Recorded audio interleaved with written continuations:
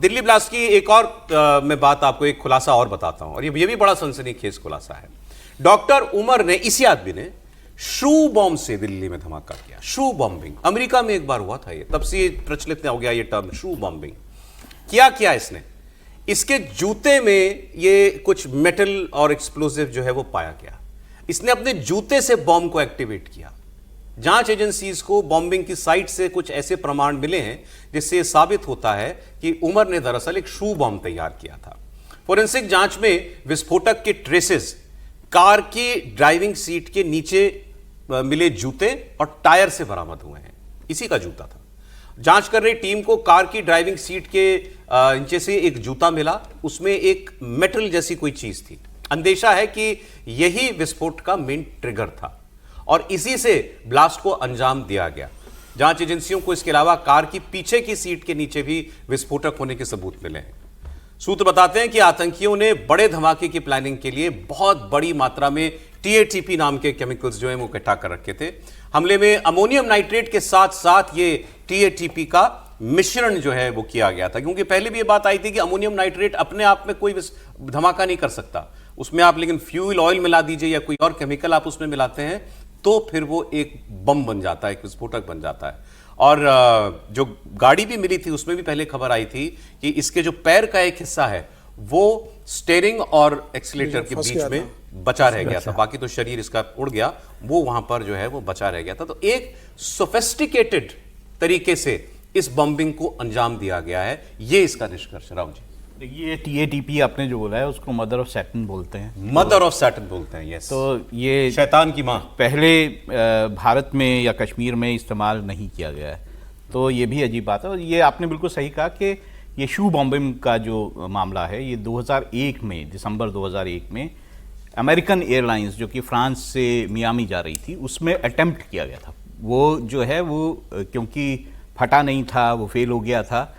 तो ये पहली बार ही ऐसा दिखाई दे रहा है कि शू बॉम्बिंग जो है वो उसकी कोशिश, अगर ये तय हो जाता है या ये पता चल जाता है कि शू बॉम्बिंग के जरिए ही ये जो है ट्रिगर किया गया, तो फिर ये साफ होगा कि शू बॉम्बिंग पहली बार जो है वो यहाँ पे की गई है और बहुत खतरनाक वो है, क्योंकि बड़ा खौफनाक है ये। बिल्कुल खौफनाक है, क्योंकि और इतनी ये सारी चीजें, मतलब ये सब इसकी know how banana, shoe bombing की ये जो केमिकल आपने टीएटीपी बताया, कहां से मिला होगा इनको? यही है। देखिए, ये सारे जो लोग थे ये साइंस से बहुत ज़्यादा मतलब जानते थे, साइंस को इन्होंने पढ़ा होगा। और दूसरा ये भी माना जाता है कि इन्होंने इस तरह बॉम्ब बनाने के जो वीडियोस हैं, जो तरीके हैं, इनको इंटरनेट पे सर्च किया, उस तरह से भी कोशिश की। ये भी माना जाता है कि इनको ट्रेन किया। देखिए, शू बॉम्बिंग जो है ना वो अलकायदा का मतलब मोडस ऑपरेंडी है। तो अलकायदा की क्या कोई ऐसी ऑफशूट है जो कि इसमें इन्वॉल्व है, क्योंकि जो अमेरिका में भी अटेम्प्ट किया गया था वो अलकायदा द्वारा किया गया था। तो ये भी देखना होगा कि उनकी तरफ से कोई किसी तरह का इसमें इन्वॉल्वमेंट है, क्योंकि ये लोग, माना जाता है कि ये लोग टच में थे, अफगानिस्तान में टच में थे, ये दुबई में भी कुछ लोगों से टच में थे। तो ये माना जाता है कि इनके इंटरनेशनल कनेक्शंस जो हैं वो रहे। वो आदिल का जो भाई है सहारनपुर वाले डॉक्टर का, वो अफगानिस्तान में ही है ना? बिल्कुल। और उसका या मुजम्मिल का, दोनों में से किसी एक का बड़ा भाई। तो इंटरनेशनल कनेक्शन रहे हैं, उन्होंने किसी तरह से इनको ट्रेन किया है। ये कभी गए हैं बाहर जिसमें इन्होंने ट्रेनिंग ली है इस तरह की बॉम्ब बनाने की। इसमें कई नई चीजें आई। ये टीएटीपी नाम का जो आप मदर ऑफ सैटन केमिकल बोल रहे हैं, एक्सप्लोसिव बोल रहे हैं, ये शू बॉम्बिंग का तरीका। शू बॉम्बिंग भी पहली बार हुआ है, कश्मीर में भी शू बॉम्बिंग कमिंग नहीं और हिंदुस्तान में कश्मीर के बाहर सुसाइड अटैक, ये भी नया है। तो 3 नई चीजें इसमें आई। अब देखिए एक और ये भी बहुत ही खतरनाक चीज, दिल्ली ब्लास्ट के केस में उमर, यही आदमी जो सुसाइड बॉम्बर था, इसका एक और सहयोगी पकड़ा गया। इसका नाम है दानिश। तस्वीर आपकी स्क्रीन पर आ गई है। इससे भी पूछताछ चल रही है। ये आदमी क्या था? इससे जो खुलासे हुए हैं सुनकर तो आप हैरान ही रह जाएंगे। ये हिंदुस्तान पर हमास के तरीके से हमला करना चाहता था। ये आतंकवादी ड्रोन्स में बॉम्ब्स, आईईडीज फिट करके वो भीड़ भाड़ वाले इलाकों पर ड्रोन के जरिए बॉम्बिंग करना चाहता था, उसकी तैयारी कर रहा था। ये छोटे छोटे रॉकेट बना रहा था। रॉकेट्स, ये सब हमास का तरीका है। रॉकेट से अटैक करना या ड्रोन से बॉम्बिंग का प्रयास करना। और इसके लिए ये विस्फोटकों का एक बड़ा जखीरा जमा कर रहा था। सैकड़ों ड्रोन्स और रॉकेट्स बनाकर ये एक साथ हमला करना चाहते थे। ये इस उमर का काफी करीबी है और इसने कबूला कि भारत को हम सीरिया और गाजा बनाना चाह रहे थे और इसी के लिए हम ड्रोन्स में बॉम्ब स्विफ्ट करके अटैक करना चाहते थे। छोटे छोटे रॉकेट से बाजारों में हिट करने का टारगेट हमारा था और देश के अलग अलग शहर इनके रडार पर थे और ये हमले एक जगह से बैठकर अंजाम देना चाहते थे। मतलब ब्लास्ट स्पॉट पर बिना आतंकी मूवमेंट किए सीरियल धमाकों को अंजाम देने की एक साजिश इन लोगों ने रची थी, जिससे पूरा हिंदुस्तान दहल उठे। इन्वेस्टिगेशन में यह बात भी सामने आई कि डॉक्टर उमर ने दानिश का ब्रेन वॉश किया था और ये इसको सुसाइड बॉम्बर बनाने के लिए उकसा रहा था, लेकिन दानिश ने खुद को हमलावर बनने से इनकार कर दिया। यही आदमी है जिसकी चर्चा में जो है आपसे कर रहा था। इसी ने, दानिश ने ही प्रोवाइड करवाई थी। सर्विस में हमास वाले लिंक पे आता है एक बार जरा त्रिपाठी जी, जितनी नई बातें सामने आ रही हैं, ये हमास कनेक्शन भी और जो मतलब ये सब कुछ पहली बार हो रहा है हिंदुस्तान में। देखिए, इसको यूं भी देखना चाहिए, 2013 के बाद से 2014 के बाद से भारत में बड़ी आतंकवादी घटनाएं नहीं हो रही हैं।